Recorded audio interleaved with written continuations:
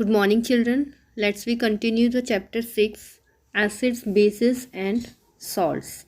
Now we will start from the activity, and the aim of this activity to know how to dilute a concentrated acid. Yesterday I told you that the meaning of the dilute and concentrated acid. Concentrated acid has the more quantity of the actual acid and less quantity of the water, but in a dilute solution the amount of acid is less than the amount of water. So how can we prepare it? So material required: sample of acid in a beaker, conical flask with water, and glass rod. See in the picture, conical flask, it is the cone shape का जो conical flask है, it is made up of the glass का बना होना चाहिए।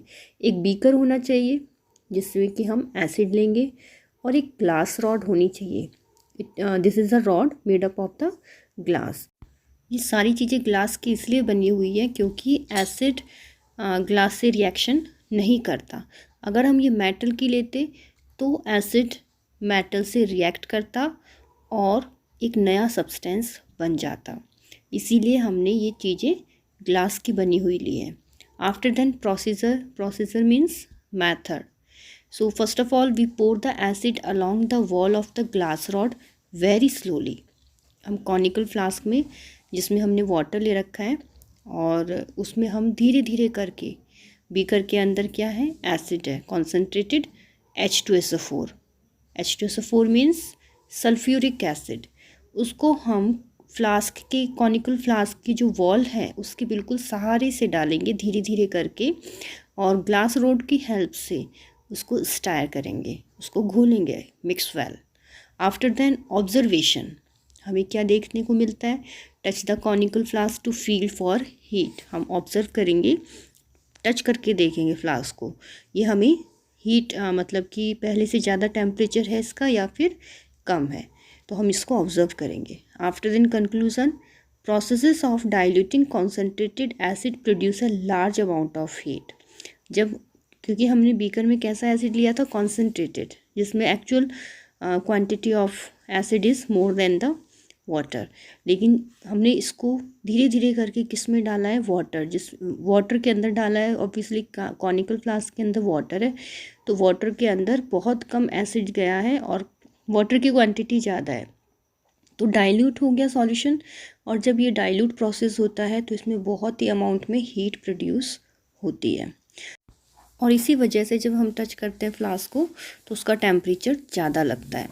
After then precaution, क्या क्या सावधानी होनी चाहिए जब हम ये प्रोसीजर करते हैं। Concentrated acid use in laboratory should be handled carefully when dissolving in water to dilute it. जब हमें डाइल्यूट करना है किसी स्ट्रॉन्ग एसिड को, कॉन्सेंट्रेटेड एसिड को लेबोरेटरी में, तो बिल्कुल केयरफुली उसको हैंडल करना है। Dilution of acid involves release of a large amount of heat, a process involving exothermic reaction. तो जब हम डाइल्यूशन किया, हमने डाइल्यूट किया स्ट्रॉन्ग एसिड को, कॉन्सेंट्रेटेड एसिड को, तो बहुत ही लार्ज अमाउंट में हीट प्रोड्यूस होती है, और इस प्रोसेस को बोला जाता है exothermic reaction. Therefore, instead of adding water to the concentrated acid, ashes should be added to a large volume of water gently along the glass rod while slowly stirring the water. It will keep a check on the heat being produced.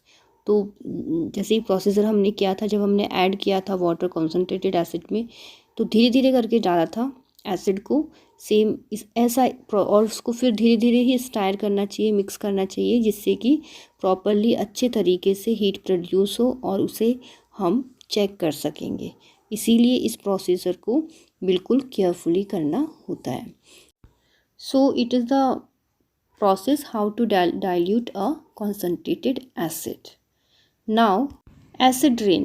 The large accumulation of pollutant like sulfur dioxide, carbon dioxide, nitrogen dioxide in the atmosphere dissolve in the moisture of the cloud forming acid such as sulfuric and sulfurous acid, nitric and nitrous acid and carbonic acid. हमारी जो atmosphere है इसमें बहुत सारा pollution होता है।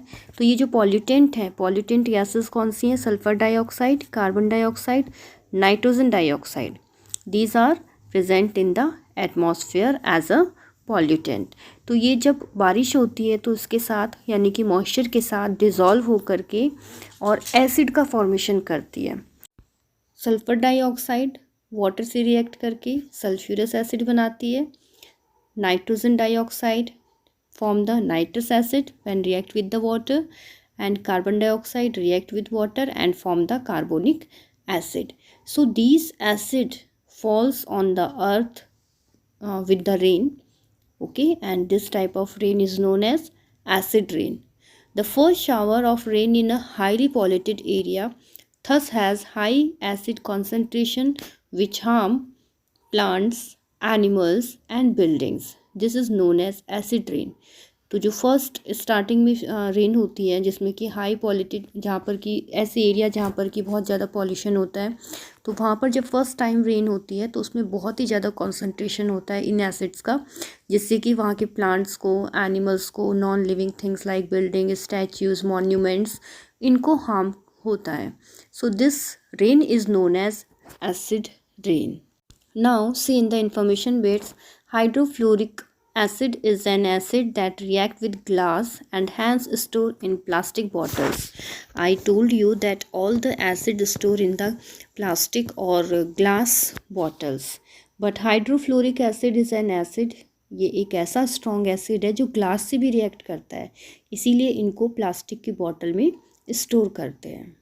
Now children, read this topic from your book, and now we will do the exercise questions, fill in the blanks and true false. So first fill up. Lemon and orange are sour in taste due to the presence of citric acid. Lemon और orange में citric acid present होता है और इसी की वजह से इनका टेस्ट खट्टा होता है. Second, bases are also known as antacids.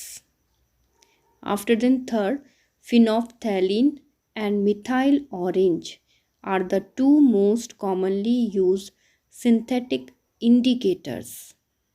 After then fourth, in a neutralization reaction, heat is evolved.